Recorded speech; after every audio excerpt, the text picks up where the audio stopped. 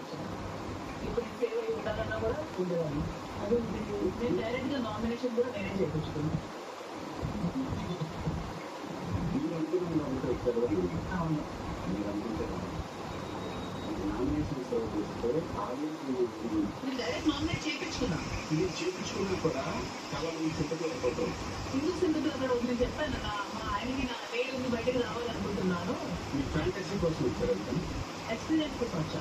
ఏ experience అంటే ఇప్పుడు నేను కంఫర్ట్ జోన్‌లో ఉంటున్నాను. ఇప్పుడు లగ్జరీ లైఫ్ అలవాటు పడి ఉన్నాను. ఈ కంఫర్ట్ జోన్ నుంచి కొంచెం బయటకు వచ్చి నేను కూడా లైఫ్‌లో కొన్ని ఎక్స్పీరియన్సెస్ చేద్దాం అనుకుంటున్నాను.